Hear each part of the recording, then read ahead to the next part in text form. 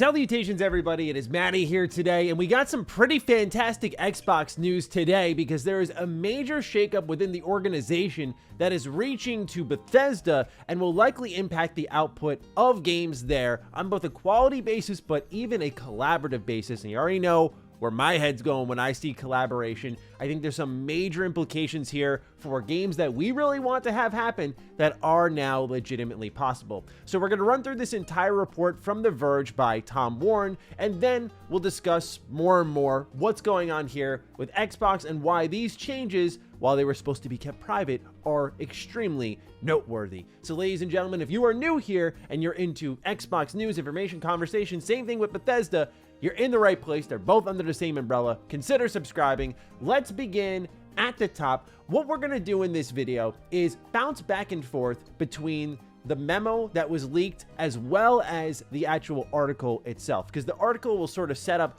where these positions in the company are changing, and then the memo is going to provide reasoning for why these changes are being made and give us further insight into the decision making at Xbox and how it's going to really dramatically impact Bethesda. So let's start off with that, shall we? Microsoft is reorganizing its Xbox gaming and marketing leadership less than 2 weeks after acquiring Activision Blizzard. Microsoft is promoting Matt Booty to President of Game Content and Studios, including the new responsibility of ZeniMax, and Sarah Bond to Xbox President, overseeing all Xbox platform and hardware work. On the marketing side, Chief Marketing Officer Chris Capicella is stepping down after 32 years at Microsoft. Now we're going to get into the memo. Just keep in mind for visual distinction, if you see a faded text, that is going to be the memo. Great games are fundamental to everything we do, writes Phil Spencer. We believe that an expanded gaming content organization, one that enables Xbox Game Studios and ZeniMax's development studios to collaborate effectively together, will empower those world-class studios to do their best work in growing our portfolio of games players love. Matt Booty will lead this expanded organization as President, Games, Content, and Studios. ZeniMax will continue to operate as a limited integration entity led by Jamie Letter, President and CEO, reporting to Matt.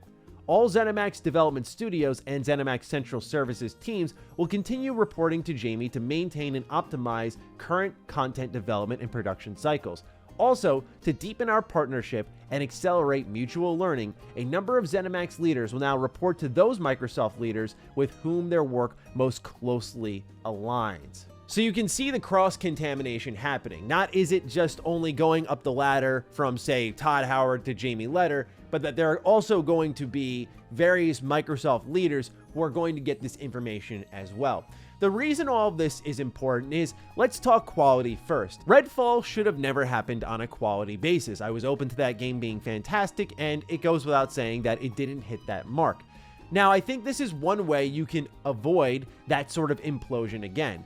While it should have never happened in the first place, the reports have been that Microsoft, Xbox were completely blindsided by the reception of this game, because not only do I think their expectations internally were a touch higher than what we had all saw when the content actually came out, but also I think they were very stunned that there was a sense of responsibility now, that Bethesda could not just operate independently off on their own underneath the Xbox umbrella and they would collect the accolades, the money. It just couldn't work that way. If a bad product came out, this would lay at the feet of Xbox more than anyone else.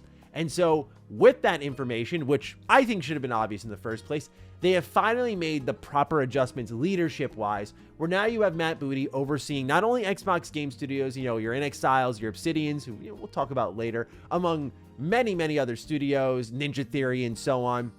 You now have him overseeing the ZeniMax operation. Now, what you have to keep in mind here is that Jamie Letter is still leading things here at ZeniMax.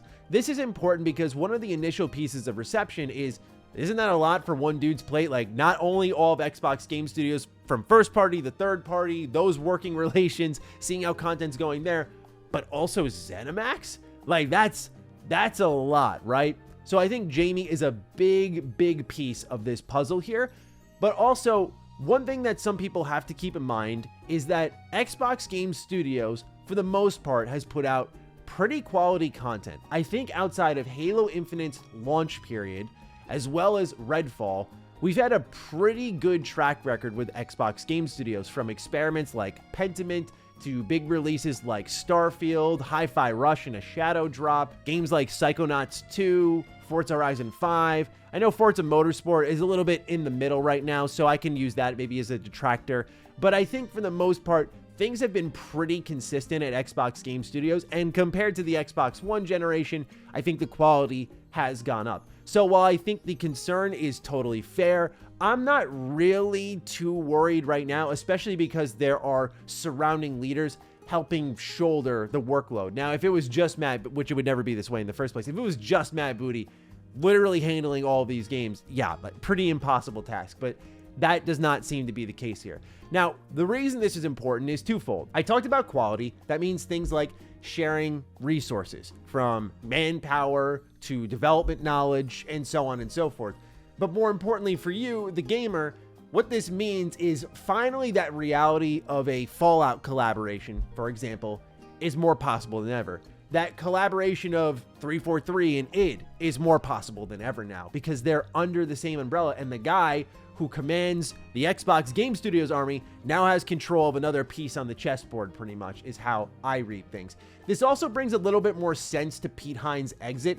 As he leaves, the entire leadership structure completely changes. And as much as I do like Pete Hines, this could be a move we'll see in due time that ends up being for the better for the gamers. Pete Hines, as much as I liked him, he was a Bethesda lifer and he wanted everyone to play their games, whereas Xbox does not have that protective moniker around the Bethesda games as much. By that I mean the Fallout's ours. No one else can touch these. Well, now Xbox, who now has one of their guys overseeing all of the Bethesda portfolio too, can say, well, Fallout's ours and we want to make money, so we're going to do the remasters, or we're going to do this New Vegas 2 collaboration with Obsidian over here. These become a lot more possible. Or things like, hey, id, do you want to do like a fun Halo spinoff, something more fast-paced? I don't know if that would actually happen. I think the way an id shooter plays versus a 343 shooter plays, and just Halo in general, are completely different worlds, but maybe they figure something out there. I think that's now more possible because they control a lot more now. They oversee a lot more now. I don't think there's going to be an immediate snappy change, but it definitely opens up the possibility a lot more. You'll remember that we covered how New Vegas 2 was a term being floated around when Jeff Grubb had originally reported it. These were just murmurings, discussions being had. But now, with this more direct pipeline between Xbox and Bethesda, a little more oversight from Xbox, and a little more control, I think we can start to see these things change in our favor. We'll see in due time, but for me, it's really, as much as I want that Fallout collaboration, a Halo collaboration, I'm sure many more you'll come up with, I do hope that this just leads to more quality assurance. Really, Redfall just being the black eye. Outside of that, you have Starfield, you have Hi-Fi Rush, which are great quality products, and so I think Bethesda's been fine. Otherwise, maybe this can assure it more and more, and obviously lend more assets to the developments of Bethesda. We know that Harvey Smith wants to make one more game after Redfall, and so I want him to go out with a bang. More communication there is great for him, as he was overseeing Redfall, and we all know this dude is way more capable of what he showed there. So all of this to me rings as fantastic news. We still have more changes to go over here when it comes to Sarah Bond, who is now president at Xbox. So let's read some of that memo and then chat some more. With innovative devices, products, services, and our global community, Xbox is the primary way we connect games and their creators with players around the world. These experiences are as foundational as the games themselves, whether they are our first-party games or third-party games. To manage the platform of today and build the platform of tomorrow, we are bringing together the teams that will make this possible. Sarah Bond will lead this team as president of Xbox, bringing together devices, player and creator experiences, platform engineering, strategy, business planning, data and analytics, and business development. And here you can see the family tree, if you will, of all the leaders across Xbox Game Studios, Activision, Bethesda, and so an even split between men and women in the leadership structure of Xbox. All right, it's time to put more respect on Sarah Bond's name. I know Phil gets a lot of the accolades, and I totally get why, because he's the big face at Xbox, but she has been leading the charge for a lot of good changes with Xbox. She's been a big part of Game Pass and its day one success. She's definitely been a massive hand in the Japanese success for Xbox when it comes to Sega, Square Enix. I know travels have been made for those specific partnerships. Like, she is the woman. Like, you need to put respect on Sarah Bond's name. And I've always said this because when the Activision deal completed, a lot of people were wondering, okay, who's going to replace Bobby Kotick? And one thing we got on Defining Duke and here on this channel a lot was, oh, it's got to be Sarah Bond. Like, you're just going to take her and plop her in there. And I'm like, no. I think what's going to happen, and it seems like I'm right, is you are going to prepare her as much as possible for when Phil moves on, that Sarah's going to fill those shoes. Pardon the pun. And so I think that she is the next in line to be CEO of Microsoft Gaming. She's already president of Xbox. She's familiar with the operation there. She's led the charge in a positive way. She's a great leader, it seems like. So it makes sense that with all that familiarity, you rise her up that ladder, not plop her in what is one of the most toxic places to work in AAA gaming right now to fix that headache. That is going to be someone who, as Phil wrote in his statement when they bought Activision Blizzard King, is going to report directly to him, just like what we saw here in this family tree where everyone is going up the ladder to Phil. So I'm really happy that Sarah Bond is starting to get more attention to her name. She's already been a big focal point of things with Xbox. I mean, she'll open the showcases, for example. She's a pretty prominent face there, but it's good to see that people are recognizing how important she is to this operation. And it does go beyond Phil. It does go beyond Matt Booty. So kudos to her. Congrats on that fantastic promotion.